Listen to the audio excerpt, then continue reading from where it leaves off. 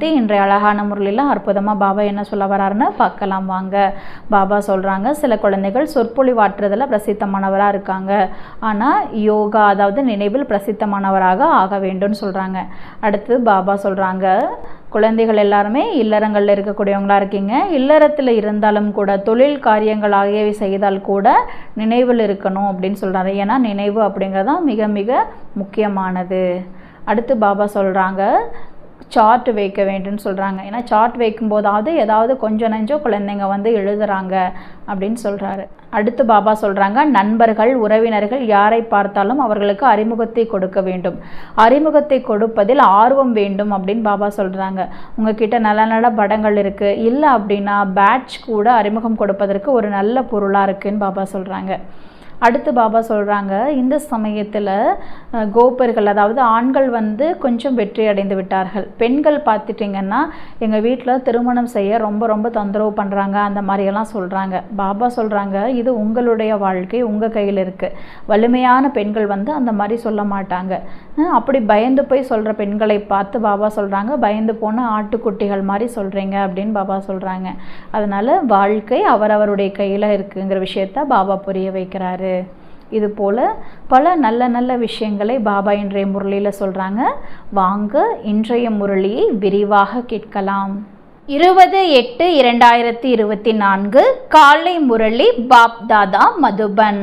தலைப்பு, இனிமையான குழந்தைகளே, காரியங்கள் ஆகியவை செய்யும் பொழுதும் ஒரு தந்தையின் நினைவு இருக்க வேண்டும். நடந்தாலும் சென்றாலும் தந்தை மற்றும் வீட்டை நினைவு செய்யுங்கள். இதுவே உங்களுடைய தைரியமாகும். கேள்வி, தந்தைக்கு ரிகார்ட் அதாவது மதிப்பு மற்றும் டிஸ்ரிகார்ட் அவமதிப்பு எப்பொழுது மற்றும் எப்படி ஆகிறது? பதில், குழந்தைகளாகிய நீங்கள் தந்தையை நல்ல முறையில் நினைவு செய்யும் பொழுது மதிப்பு கொடுக்கின்றீர்கள். ஒருவேளை நினைவு செய்வதற்கு நேரமில்லை என்று கூறுகிறீர்கள் என்றால் இது அவமதிப்பது போலாகும். உண்மையில் இது தந்தையை அவமதிப்பது அல்ல, இதுவோ தங்களை தாங்களே அவமதிப்பதாகும். எனவே சொற்பொழிவு நிகழ்த்துவதில் மட்டும் பிரசித்தமானவர் ஆகாதீர்கள், ஆனால் நினைவு யாத்திரையிலும் பிரசித்தமானவர் ஆகுங்கள். நினைவின் சார்ட் வையுங்கள். நினைவினால்தான் ஆத்மா சதோ பிரதானமாக ஆகிவிடும். ஓம் சாந்தி. ஆன்மீக குழந்தைகளுக்கு ஆன்மீக தந்தை புரிய வைக்கிறார். இங்கு புரிய வைக்கப்படும் 84 சக்கரத்தின் ஞானத்தை புரிய வைக்கின்றார். ஒரு நாலேஜ் ஆகும். இதை குழந்தைகளாகிய நாமோ பல பிறவிகளாக படித்துள்ளோம் மற்றும் தாரணை செய்தபடியே வந்துள்ளோம். இதுவோ முற்றிலும் சுலபமானது ஆகும். இது ஒன்றும் புதிய விஷயம் கிடையாது. சத்யுகம் முதற்கொண்டு கலியுகம் கடைசி வரையிலும் நீங்கள் எவ்வளவு பிறவி எடுத்துள்ளீர்கள் என்பதை தந்தை வந்து புரிய வைக்கின்றார். இந்த ஞானமோ சுலபமான வழியில் புத்தியில் இருக்கவே இருக்கிறது. இதுவும் ஒரு படிப்பாகும்.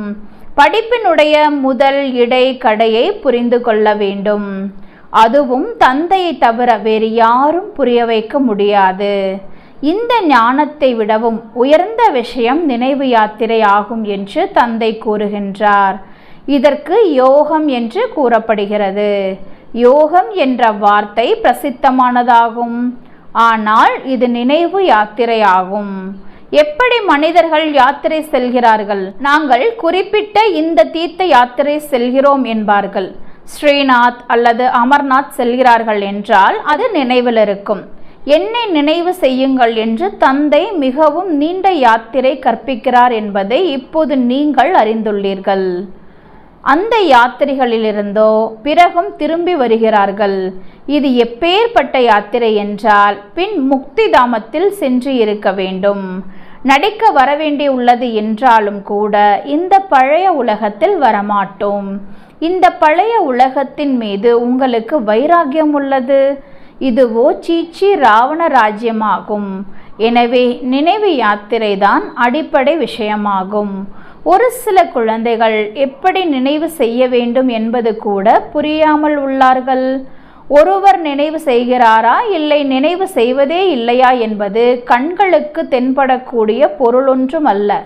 தன்னை ஆத்மா என்று உணர்ந்து தந்தையாகிய என்னை நினைவு செய்ய வேண்டும் என்று தந்தை கூறுகின்றார். பார்ப்பதற்காக பொருள் ஒன்றும் கிடையாது, தெரியவும் முடியாது.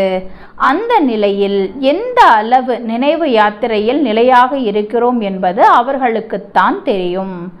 யுக்தி நிறைய பேருக்கு கூறுகின்றார், தன்னை ஆத்மா என்று உணர்ந்து சிவபாபாவை நினைவு செய்யுங்கள் என்று கல்யாணக்காரி தந்தை புரிய வைத்துள்ளார். தங்களுடைய சேவையும் தாராளமாக செய்து கொண்டே இருங்கள். உதாரணமாக காவல் காக்கும் பணியில் குழந்தைகள் இருக்கின்றார்கள், உலாவிக் கொண்டே இருக்கின்றார்கள். இவர்களுக்கு நினைவில் இருப்பதோ மிகவும் சுலபமாகும். தந்தையின் நினைவை தவிர வேறு எதுவும் நினைவிற்கு வரக்கூடாது. பாபா உதாரணம் அளித்து கூறுகிறார், அந்த நினைவு யாத்திரையிலேயே வர வேண்டும், போக வேண்டும். எப்படி பாதிரிமார்கள் நடக்கிறார்கள், எவ்வளவு அமைதியாக நடக்கின்றார்கள்.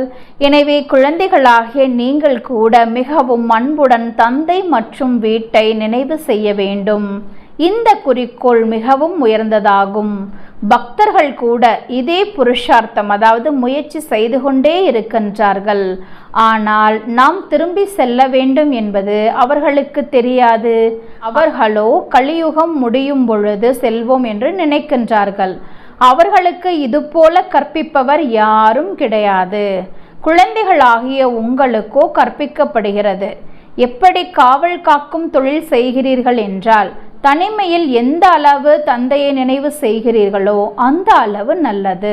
நினைவினால் பாவங்கள் நீங்கும். ஜென்ம ஜென்மாந்தரத்தின் பாவங்கள் தலைமீது உள்ளது.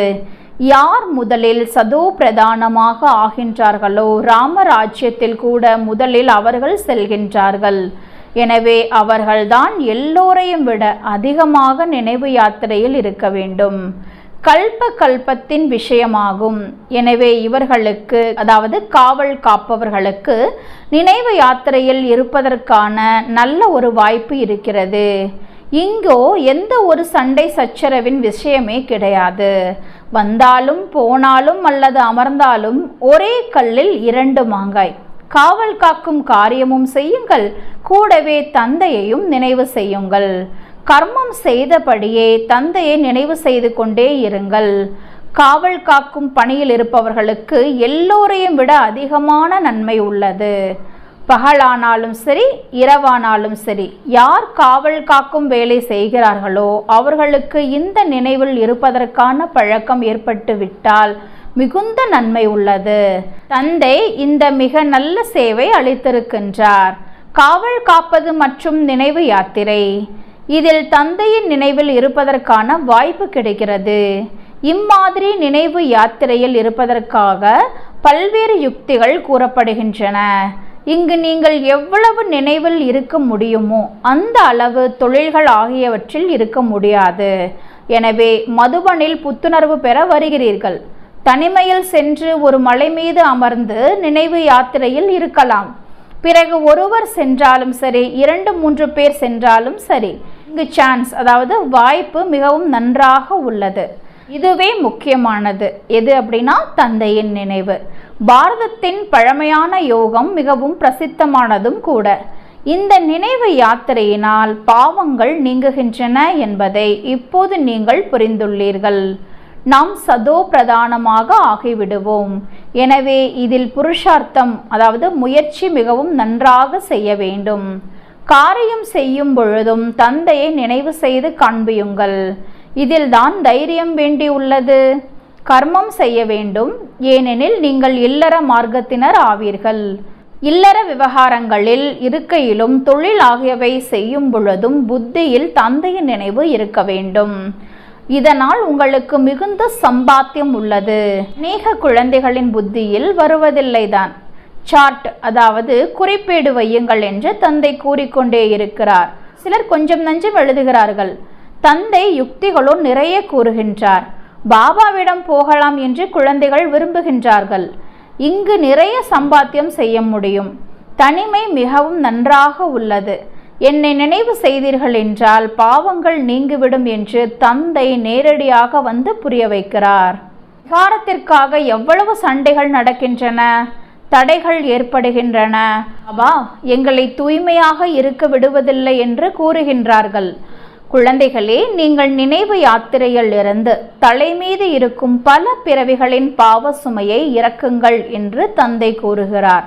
வீட்டில் அமர்ந்தபடியே சிவபாபாவை நினைவு செய்து கொண்டே இருங்கள். நினைவை எங்கு வேண்டுமானாலும் அமர்ந்து செய்ய முடியும். எங்கு இருந்தாலும் இந்த பயிற்சி செய்ய வேண்டும். யார் வந்தாலும் அவர்களுக்கும் கூட செய்தியை கொடுங்கள். தன்னை ஆத்மா என்று உணர்ந்து தந்தையை நினைவு செய்யுங்கள் என்று தந்தை கூறுகின்றார். இதற்குத்தான் யோக பலம் என்று கூறப்படுகிறது. பலம் என்றால் வலிமை, சக்தி. தந்தைக்கு சர்வ சக்திவான் என்று கூறுகின்றார்கள் அல்லவா? எனவே அந்த சக்தி தந்தையிடமிருந்து எப்படி கிடைக்கும்?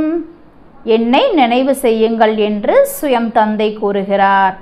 நீங்கள் கீழே இறங்கி தமோ பிரதானமாக ஆகிவிட்டுள்ளீர்கள். எனவே அந்த சக்தி முற்றிலும் முடிந்து போய்விட்டுள்ளது. ஒரு பைசா அளவிற்கு கூட இல்லை. உங்களிடையேயும் கூட ஒரு சிலர் நல்ல முறையில் புரிய வைக்கிறார்கள், தந்தையை நினைவு செய்கின்றார்கள். எனவே நமது சார்ட் எப்படி இருக்கிறது என்று நம்மையே நாம் கேட்க வேண்டும். நினைவு யாத்திரை தான் முக்கியமானது என்று தந்தை அனைத்து குழந்தைகளுக்கும் கூறுகின்றார். நினைவினால்தான் உங்கள் பாவங்கள் நீங்கும். உங்களை எச்சரிப்பவர்கள் யாருமே இல்லை என்றாலும் கூட தந்தையை நினைவு செய்ய வேண்டும் அல்லவா? வெளிநாட்டில் தனியாக இருக்கின்றீர்கள் என்றாலும் கூட நினைவில் இருக்க முடியும். உதாரணமாக, யாராவது திருமணம் செய்து கொண்டிருக்கிறார், ஆனால் மனைவி வேறு இடத்தில் இருக்கலாம். தந்தையை நினைவு செய்தீர்கள் என்றால் ஜென்ம ஜென்மத்தின் பாவங்கள் சாம்பலாகிவிடும் என்ற ஒரே ஒரு விஷயத்தை நீங்கள் நினைவு செய்யுங்கள் என்று அவர்களுக்கு கூட நீங்கள் எழுதலாம். விநாசம் முன்னால் நிற்கிறது. தந்தை அநேக யுக்திகளை மிகவும் நன்றாக புரிய வைத்து கொண்டே இருக்கின்றார். பிறகு யார் செய்தாலும் சரி, செய்யாவிட்டாலும் சரி, அது அவருடைய விருப்பம். தந்தை ஆலோசனையோ மிகவும் நல்லதாக அளிக்கிறார் என்பதை குழந்தைகளும் புரிந்து கொண்டிருக்க வேண்டும். நண்பர்கள், உறவினர்கள் ஆகியோர் யாரை சந்தித்தாலும் அவர்களுக்கு செய்தி அளிப்பது நம்முடைய வேலையாகும். நண்பராக இருந்தாலும் சரி, யாராக இருந்தாலும் சரி, சேவையில் ஆர்வம் வேண்டும். உங்களுடைய படங்களோ உள்ளன, பேட்ச் கூட உள்ளது. இது மிகவும் நல்ல பொருளாகும். பேட்ச் எவர் ஒருவரையும் லக்ஷ்மி நாராயணனாக ஆக்கிவிட முடியும். திருமூர்த்தி படத்தின் மீது நல்ல முறையில் புரிய வைக்க வேண்டும். திருமூர்த்திக்கு மேலே சிவன் இருக்கின்றார்.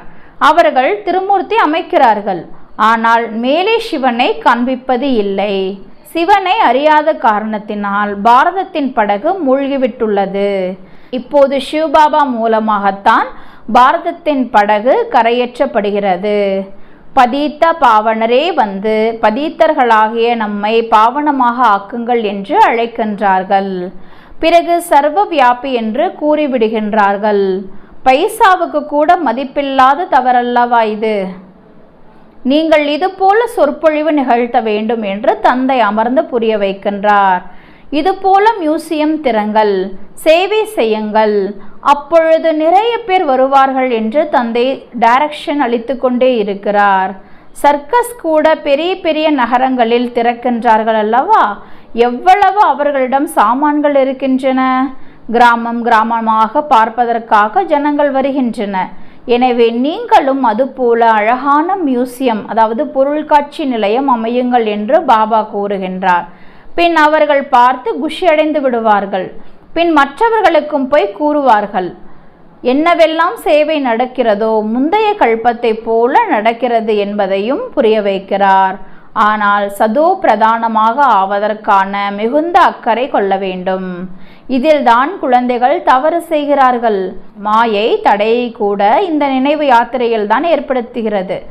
இவ்வளவு நமக்கு ஆர்வம் இருக்கிறதா? உழைப்பு செய்கிறோமா என்று நமது உள்ளத்தை கேட்க வேண்டும். ஞானம் சாதாரணமான விஷயமாகும். தந்தையின்றி 84 ஜென்மத்தின் சக்கரத்தை யாருமே புரிய வைக்க முடியாது. மற்றபடி நினைவு யாத்திரை முக்கியமானது. கடைசி நேரத்தில் ஒரு தந்தையை தவிர வேறு யாருமே நினைவிற்கு வரக்கூடாது. வழிமுறைகளை தந்தை முழுமையாக அளித்து கொண்டே இருக்கிறார். நினைவு செய்வது முக்கியமான விஷயமாகும். நீங்கள் யாருக்கு வேண்டுமானாலும் புரிய வைக்க முடியும். யாராக இருந்தாலும் சரி, நீங்கள் பேட்ச் மீது மட்டும் புரிய வையுங்கள். வேறு யாரிடமுமே இது போல பொருளுடன் கூடிய அதாவது மெடல் பதக்கம் இருக்காது. இராணுவத்தினர் நல்ல காரியம் செய்கின்றார்கள், எனவே அவர்களுக்கு மெடல் அதாவது பதக்கம் இருக்கின்றது. ராய் சாஹேப் என்ற மெடல் எல்லோரும் பார்ப்பார்கள். இவருக்கு வைஸ்ராயிடம் டைட்டில் அதாவது பட்டம் கிடைத்துள்ளது. முன்பு வைஸ்ராய்கள் இருந்தார்கள், இப்போதோ அவர்களிடம் எந்த அதிகாரமும் இல்லை. இப்போதோ எவ்வளவு சண்டைகள் நடந்துள்ளன, மனிதர்கள் நிறைய பேர் ஆகிவிட்டுள்ளனர். எனவே அவர்களுக்கு நரகத்தின் நிலம் வேண்டும். இப்போது பாபா சொர்க்கத்தை ஸ்தாபனை செய்து கொண்டிருக்கிறார். எல்லோரும் அழிந்து பின் கொஞ்சம் பேர் மீதம் போய் இருப்பார்கள். ஏராளமான நிலங்கள் இருக்கும், அங்கோ எல்லாமே புதிதாக இருக்கும். அந்த புதிய உலகத்திற்கு செல்ல வேண்டும் என்ற பின் நல்ல முறையில் முயற்சி செய்ய வேண்டும். ஒவ்வொரு மனிதரும் மிகவும் உயர்ந்த பதவியை அடைவதற்காக புருஷார்த்தம் செய்கின்றார்கள். ஒருவர் முழுமையாக புருஷார்த்தம் செய்யவில்லை என்றால் தோல்வியடைந்து விடுவார் என்று புரிந்து கொள்ளலாம். சுயம் தாங்களும் தோல்வியடைந்து விடுவோம் என்று புரிந்திருப்பார்கள். பிறகு படிப்பு ஆகியவற்றை விட்டுவிட்டு உத்தியோகத்தில் ஈடுபட்டு விடுகிறார்கள். தற்காலிகத்திலோ உத்தியோகங்களில் கூட மிகவும் கடுமையான சட்டதிட்டங்களை எடுத்து வந்து கொண்டே இருக்கிறார்கள். மனிதர்கள் மிகவும் துக்கமுடையவராக இருக்கின்றார்கள். இப்போது பாபா உங்களுக்கு எப்பேற்பட்ட வழி கூறுகிறார் என்றால், 21 பிறவிகளுக்கு பின் ஒரு பொழுதும் துக்கத்தின் பெயர் இருக்காது. நினைவு யாத்திரையில் மட்டுமே இருங்கள் என்று தந்தை கூறுகின்றார். கூடுமான வரையும் இரவு மிகவும் நல்லது. படுத்தபடியே கூட நினைவு செய்யுங்கள். ஒரு சிலருக்கு பிறகு தூக்கம் வந்துவிடும். முதியவராக இருப்பார்கள், அதிக நேரம் உட்கார முடியாமல் இருப்பார்கள், பின் அவசியம் உறங்கிவிடுவார். படுத்தபடியே தந்தையை நினைவு செய்து கொண்டே இருப்பார்கள். உள்ளுக்குள் மிகவும் குஷி ஆகிக்கொண்டே இருக்கும். ஏனென்றால் மிக மிக சம்பாத்தியம் உள்ளது, நேரம் இருக்கிறது என்றோ நினைக்கிறார்கள். ஆனால் மரணம் பற்றி எந்த நம்பிக்கையும் இல்லை. எனவே முக்கியமானது நினைவு யாத்திரை என்று பாபா புரிய வைக்கிறார். வெளியில் நகரங்களிலோ கஷ்டம். இங்கு வருகிறீர்கள் என்றால் மிகவும் நல்ல வாய்ப்பு கிடைக்கிறது. எந்த ஒரு கவலையின் விஷயமும் கிடையாது. எனவே இங்கு சார்ட்டை அதிகரித்து கொண்டே இருங்கள். இதனால் உங்களுடைய நடத்தை கூட திருந்திக் கொண்டே போகும். ஆனால் மாயை மிகவுமே கடுமையானது. வெளியில் இருப்பவர்கள் வைத்திருக்கும் அளவிற்கு வீட்டில் இருப்பவர்கள் மதிப்பு வைப்பதில்லை. பிறகும் இச்சமயம் கோபர்களின் அதாவது ஆண்களின் ரிசல்ட் நன்றாக உள்ளது. ஒரு சில பெண் குழந்தைகள் திருமணத்திற்காக மிகவும் தொல்லைப்படுத்துகிறார்கள். என்ன செய்வது என எழுதுகிறார்கள். யார் வலிமையான அறிவுள்ள பெண் குழந்தைகளாக இருப்பார்களோ அவர்கள் ஒரு பொழுதும் இது போல எழுத மாட்டார்கள். எழுதுகிறார்கள் என்றால் பயந்த ஆட்டுக்குட்டி என்று பாபா புரிந்து கொண்டு விடுகிறார். இது வாழ்க்கையை காப்பாற்றிக் கொள்வது தங்களது கையில் உள்ளது. இந்த உலகத்தில் அநேக விதமான துக்கம் உள்ளது. இப்பொழுது பாபா சுலபமாக கூறுகின்றார், குழந்தைகளாகிய நீங்களோ மகான் பாக்கியசாலி ஆவீர்கள். ஏனென்றால் தலைவனுக்கு அதாவது தந்தைக்கு சொந்தமானவர்களாக ஆகியுள்ளீர்கள். தந்தை உயர்ந்தவராக ஆக்குகின்றார். பிறகும் நீங்கள் தந்தையை நிந்தனை செய்கிறீர்கள். அதுவும் முறையற்ற நிந்தனை. எவ்வளவு தமோ பிரதானமாக ஆகியுள்ளீர்கள் என்றால் கேட்கவே வேண்டாம். இதைவிட அதிகமாக இன்னும் என்ன சகித்து கொள்வார்? அதிகமாக துன்பப்படுத்தினீர்கள் என்றால் கொன்று விடுவோம் என்று கூறுகின்றீர்கள் அல்லவா? எனவே இதை தந்தை புரிய வைக்கிறார். சாஸ்திரங்களில் கதைகள் எழுதிவிட்டுள்ளார்கள். பாபா யுக்தியை மிகவும் சுலபமானதாக கூறுகின்றார். கர்மம் செய்கையிலும் நினைவு செய்யுங்கள். இதில் மிகவுமே நன்மைகள் உள்ளன. அதிகாலை எழுந்த நினைவில் அமருங்கள். மிகவும் ஆனந்தம் ஏற்படும். ஆனால் அந்த அளவிற்கு ஆர்வம் இல்லை. மாணவர்களின் நடத்தை மூலமாக இவர் ஃபெயிலாகி விடுவார் என்று ஆசிரியர் புரிந்து கொண்டு விடுகிறார். இவர் ஃபெயிலாகி விடுவார், அதுவும் ஒவ்வொரு கல்பத்திலும் என்று புரிந்துள்ளார். சொற்பொழிவு நிகழ்த்துவதில் மிகவும் திறமைசாலிகளாக இருக்கின்றார்கள் தான். கண்காட்சியில் கூட புரிய வைத்து விடுகிறார்கள். ஆனால் நினைவு இல்லை. இதில் ஃபெயிலாகி அதாவது தோற்று விடுகின்றனர். இதுவும் அவமதிப்பது போல ஆகிவிடுகிறது. தங்களுக்கே அவமதிப்பு செய்து கொள்கிறார்கள். சிவ பாபாவிற்கு அவமதிப்பு ஆவதில்லை. எங்களுக்கு நினைவு செய்வதற்கு நேரமே இல்லை என்று யாருமே கூற முடியாது. பாபா ஒப்புக்கொள்ளவே மாட்டார். குளிக்கும் பொழுது கூட நினைவு செய்ய முடியும். உணவு உட்கொள்ளும் பொழுதும் தந்தையை நினைவு செய்யுங்கள். இதில் மிகவும் சம்பாத்தியம் உள்ளது. ஒரு சில குழந்தைகள் சொற்பொழிவாற்றுவதில் மற்றும் பிரசித்தமானவராக உள்ளார்கள். யோகம் இல்லை. அந்த அகங்காரம் கூட அவர்களை வீழ்த்தி விடுகிறது. நல்லது. இனிமையிலும் இனிமையான காணாமல் போய் கண்டெடுக்கப்பட்ட செல்லமான குழந்தைகளுக்கு தாயும் தந்தையும் ஆகிய பாப் தாதாவின் அன்பு நினைவுகள் மற்றும் காலை வணக்கம். ஆன்மீக குழந்தைகளுக்கு ஆன்மீக தாய் தந்தையின் நமஸ்காரம். ஆன்மீக தாய் தந்தைக்கு ஆன்மீக குழந்தைகளினுடைய நமஸ்தே நமஸ்தே நமஸ்தே. தாரணைக்கான முக்கிய சாரம்: சர்வ சக்திவான் தந்தையிடமிருந்து சக்தி பெற வேண்டும் என்றால் நினைவின் சார்ட்டை அதிகரிக்க வேண்டும். நினைவிற்கான பல்வேறு யுக்திகளை கையாள வேண்டும். தனிமையில் அமர்ந்து குறிப்பாக சம்பாத்தியம் அதாவது சேமிப்பு செய்ய வேண்டும். 2. சதோ பிரதானமாக ஆவதற்கான அக்கறை கொள்ள வேண்டும். தவறு செய்யக்கூடாது. அகங்காரத்தில் வரக்கூடாது. சேவையிலும் ஆர்வம் கொள்ள வேண்டும். கூடவே நினைவு யாத்திரையிலும் இருக்க வேண்டும்.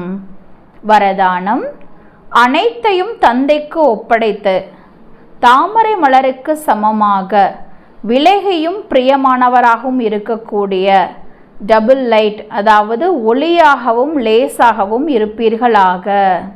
விளக்கம்: தந்தையினுடையவர் ஆகிவிடுவது என்றால் அனைத்து சுமைகளையும் தந்தைக்கு கொடுத்து விடுவது. டபுள் லைட் என்பதன் அர்த்தமே அனைத்தையும் தந்தைக்கு ஒப்படைத்து விடுதல். இந்த உடல் கூட எனது கிடையாது. உடலே இல்லை என்றால் இது மற்றது என்ன? உடலும் உனது, மனதும் உனது, செல்வமும் உனது என்பதே உங்கள் அனைவரின் வாக்குறுதியாகும். எல்லாமே உனது என்று கூறிவிட்டிருக்கும் பொழுது இனி எந்த விஷயத்தில் சுமை? எனவே தாமரை மலரின் உதாரணத்தை நினைவில் கொண்டு எப்பொழுதும் விலகியும் பிரியமானவராகவும் இருங்கள். அப்போது டபுள் லைட் ஆகிவிடுவீர்கள். ஸ்லோகன்: ஆத்மீகத்தின் மூலம் ஆணவத்தை நீக்கி சுயம் தங்களை உடலின் நினைவிலிருந்து உருக்கிவிடக்கூடியவர்கள்தான் உண்மையான பாண்டவர்கள் ஆவார்கள். ஓம் சாந்தி.